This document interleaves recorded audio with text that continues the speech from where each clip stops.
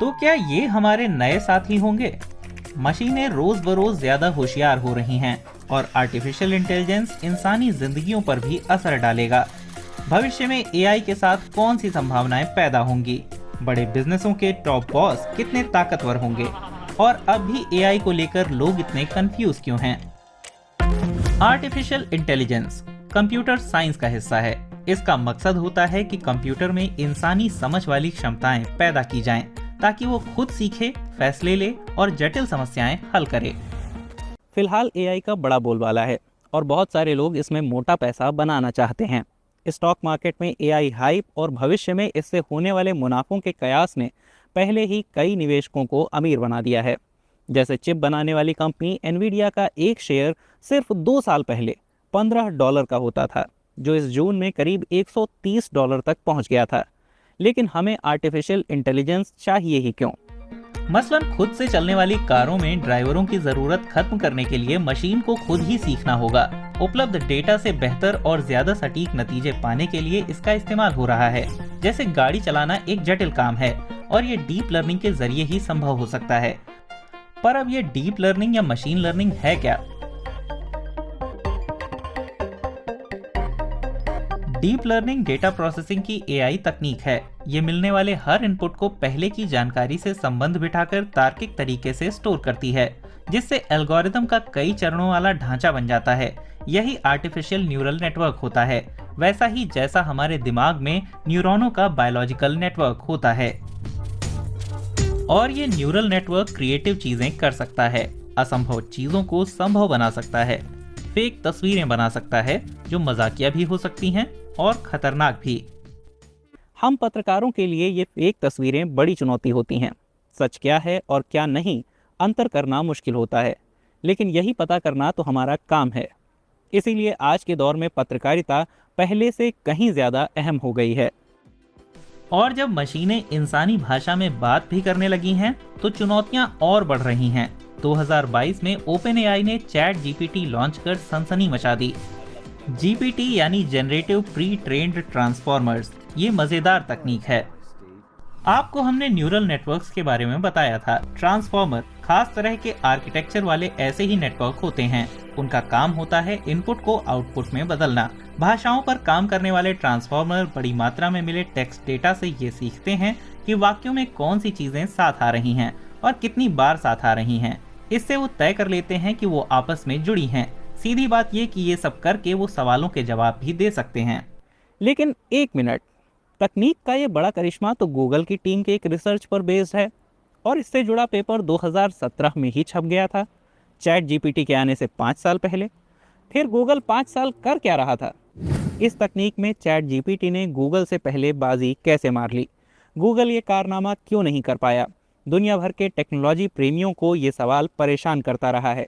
चलिए एक्सपर्ट से पूछते हैं, क्या हुआ था? हाँ, ये एक रोचक बात थी। ये ऐसे कई पेपर्स में से एक था जिन्हें गूगल की टीम ने लिखा और कंपनी ने इस पर ध्यान नहीं दिया। और हाँ, अन्य कंपनियों ने इस तकनीक में संभावना देखी और आइडिया को अपना लिया, साबित किया कि ये काम का है। ये एआई सिस्टम सर्च जैसे ही तो हैं। हाँ, कम से कम अब हम ये समझते हैं कि वो नहीं है, लेकिन काफी लोग समझते हैं कि वो सर्च जैसे ही हैं। और शायद इसी वजह से उन्होंने सोचा कि इसे धीरे धीरे भुला दिया जाएगा और हम इसे लेकर कम बात करेंगे। शायद ऐसा ही हुआ। वैसे टेक प्रेमी तो जानते ही हैं कि चैट जीपीटी कितनी बड़ी सनसनी थी, लेकिन इसके बॉस भी आपस में भिड़े और इसे बनाने वाले ही निकलने लगे। ओपनएआई को एक एनजीओ की तरह लॉन्च किया गया था। इसके उद्देश्य अब भी वैसे ही हैं या नहीं, इस पर एआई कम्युनिटी में काफ़ी बहस हो रही है। पिछले साल इसे लेकर काफ़ी बवाल हुआ था। अचानक ओपनएआई के बॉस सैम ऑल्टमैन को कंपनी से निकाल दिया गया और फिर कुछ ही दिन में अचानक वापस बुला लिया गया। अंदर खाने क्या हुआ पता नहीं चला। सच कहूं तो जब हम अमेरिकी कंपनियों में खुलेआम चल रही लड़ाइयों की बात करते हैं तो ज्यादा कुछ नहीं पता चलता। मुझे नहीं पता किस तरह का वो कौन सा नाटक खेल रहे थे हमें अच्छा महसूस कराने के लिए। कहेंगे हम अपने कर्मचारियों को लेकर बहुत सावधान रहते हैं। वैसे सच तो ये है, ईमानदारी से कहूं तो मैं इस पर अपनी राय नहीं देना चाहता। ये भी साफ नहीं, पर एक बात एकदम साफ है, एआई एप्लीकेशन का मार्केट बहुत बड़ा है और तेजी से बढ़ रहा है। भारत भी 5 बड़े मार्केट में से एक है। लेकिन इस पूरे खेल में 2 सबसे बड़े खिलाड़ी हैं अमेरिका और चीन। दोनों ही लार्ज लैंग्वेज मॉडल्स को ट्रेन करने के लिए अरबों डॉलर झोंक रहे हैं। मुकाबला इतना तगड़ा है कि ये एआई एप्लीकेशन अर्थव्यवस्था में क्रांतिकारी बदलाव ला सकती हैं। मसलन भारत में पहले जिन सेक्टरों में भर भर कर नौकरियां आ रही थीं, वो खत्म हो सकते हैं। पूरे भारत में देखें तो एआई पहले ही कुछ नौकरियों पर कब्जा कर चुका है। मसलन कॉल सेंटर कर्मचारी या कस्टमर सपोर्ट एजेंट की जगह एआई ने ले ली है। अब ये बहुत अहम हो गया है कि भारत में कर्मचारियों को रीस्किल और अपस्किल करने के तरीके ढूंढे जाएं। पर सर्वे यही बताते हैं कि भारतीय एआई के ज्यादातर पहलुओं के बारे में सकारात्मक सोच ही रखते हैं। आखिरकार ये जबरदस्त संभावनाओं की दुनिया भी है। भाषिनी ऐप को ही लीजिए, जो स्थानीय भाषाओं के बीच की दूरी मिटा रही है। कुछ ऐप स्वास्थ्य सेवाओं में सुधार ला रही हैं। एआई से तस्वीरों को स्कैन करके हर साल करीब 10 करोड़ महिलाओं का ब्रेस्ट कैंसर के लिए टेस्ट किया जा सकता है, और ये संभव किया है मशीन विजन ने।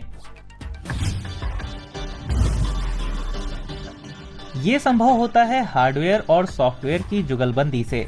खास रोशनी वाले कैमरे और इमेज प्रोसेसिंग सिस्टम मिलकर किसी कंप्यूटर को अलग अलग सामानों की पहचान करना सिखाते हैं, और मिलने वाली जानकारी के हिसाब से वो फैसले लेता है। जर्मनी में पहले ही हर 4 में से एक कंपनी एआई एप्लीकेशन का इस्तेमाल करने लगी है। हम बहुत से कस्टमर चैटबॉट्स देख रहे हैं जो ग्राहकों तक कंपनी की जानकारियां पहुंचाना आसान बना रहे हैं। सर्च सिस्टम भी इंटेलिजेंट हो रहे हैं। कर्मचारी भी कंपनी के डेटाबेस से सीधा जुड़ना चाह रहे हैं। साथ ही सॉफ्टवेयर डेवलपमेंट के क्षेत्र में काफी कुछ हो रहा है। कुछ लोग ये भी कह रहे हैं कि कोड लिखने की स्पीड 10 गुना तेज हो चुकी है।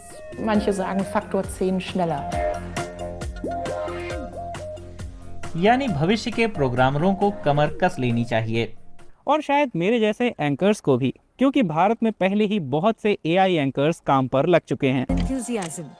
नमस्ते, थैंक यू। उम्मीद है हम आपको टेक्नोलॉजी की दुनिया में आ रहे तेज बदलावों के बारे में कुछ जानकारी दे पाए। इसमें जो भी बड़े बदलाव होंगे और अर्थव्यवस्था को वो जिस तरह प्रभावित करेंगे, हम उनके बारे में आपको आगे भी बताएंगे। आज के लिए फिलहाल इतना ही। आप अपने आसपास एआई के इस्तेमाल को कहाँ महसूस कर रहे हैं, बताइए हमें कमेंट बॉक्स में। अगले हफ्ते फिर होगी मुलाकात एक नए विषय के